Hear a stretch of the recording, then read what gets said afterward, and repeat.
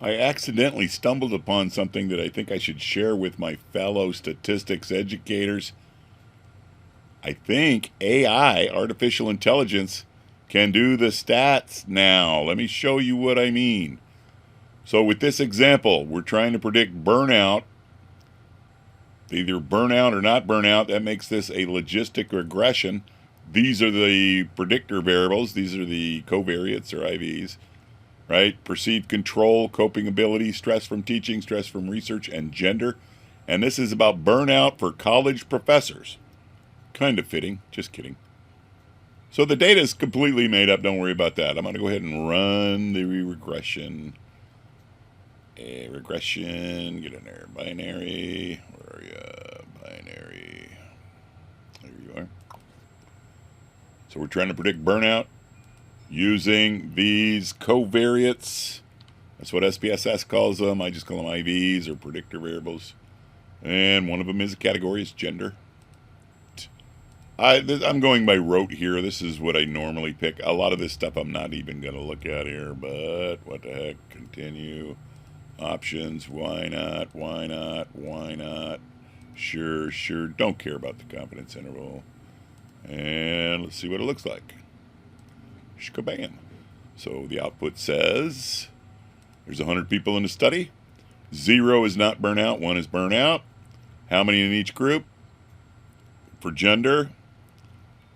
And our first -2 log likelihood is 136. I'm going to skim down to block 1 log likelihood. Oh yeah, it dropped a lot. Went down to 96. So I'm going to skip this block 0 stuff. And because it doesn't use any data, right? So we don't need to use that. But here's the one with the data. And again, the -2 log likelihood decreased a lot, which means something in there is predicting burnout. So the first chi-squared is significant, which means we have a significant predictor model. Again, okay, the Cox-Snell, these are our pseudo effect sizes. They're pretty darn big. So again, it looks like at least one of these predictors will predict burnout pretty well. And our Hosmer-Lemschau test is not significant, which is good. We want that as well. And contingency table, not sure what that means. Classification table, here we go. So their accuracy of predicting not being burnout is about 66.7%, which is pretty good. But they're a lot. This data is a lot better at predicting who's a burnout, right? So about 88% accurate at predicting who's a burnout, and about 2/3 of them accuracy about who's not burnout. Overall prediction accuracy is 79%, which is good in my equation. So here's the meat right here. So who is significant? Coping ability is significant. Stress from teaching is significant, and nothing else is. So we got these two that are significant. Their ability to cope, the higher the number, the more they're able to cope. And stress, the higher the number, the more stress they're having. So let's look at the odds ratios. So coping ability, because it's less than 1, that tells me that when coping ability increases, the likelihood of them not being burnout increases. And then the stress from teaching, because it's greater than 1, it's not very much greater than 1, but it is greater than 1. That means when teacher stress goes up, the likelihood of them being predicted as burnout also goes up. So higher coping ability, more likely to be not burnout. Higher stress from teaching, more likely to be burnout. And I think that's all I want to look at right now. And now we're going to do the magic with AI. Please hold. So back to the data file. And now we're going to see what happens when we run it through the AI. So highlight the IVs and the DV. I'm going to right click. I'm going to copy. I'm going to copy with the variable names.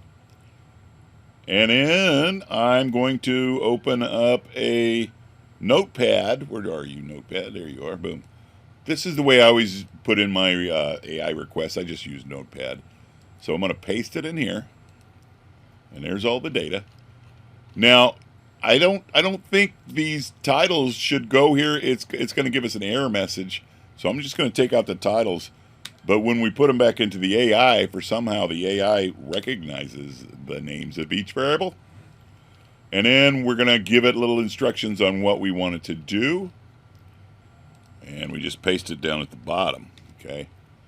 So now we got all the data and what I'm asking, right? Please create the SPSS syntax for a logistic regression. DB is burnout, IBs are everything else. So now I'm going to highlight everything. I'm going to copy it. I'm going to open up my chat. No, not chat. Mine is Copilot. You see the Copilot? Let me move it so you guys can see this over here. Copilot, which I've been using the crap out of. It came when I got my new computer for Christmas. And again, it is very, very helpful. But again, here we go. I'm just going to paste it in here. Boom. And I want syntax, baby, syntax. So we're going to see what Mr. Copilot can do. And not too many spaces. And let's click submit, see what happens. Okay, here we go. And that looks like syntax to me. So, okay, so here we go. I'm going to hit the copy button and just copy the whole thing. I'm going to go back to SPSS. I'm going to move my screen so you can see it again. And now, okay, we need a syntax file. So we're going to go to File, New, Syntax. And we're just going to paste it right there. And we're going to highlight everything. And we're going to run it. So now let's look at the output. Okay, so we got repeated subcommands. I don't know what that is. But this is the AI output.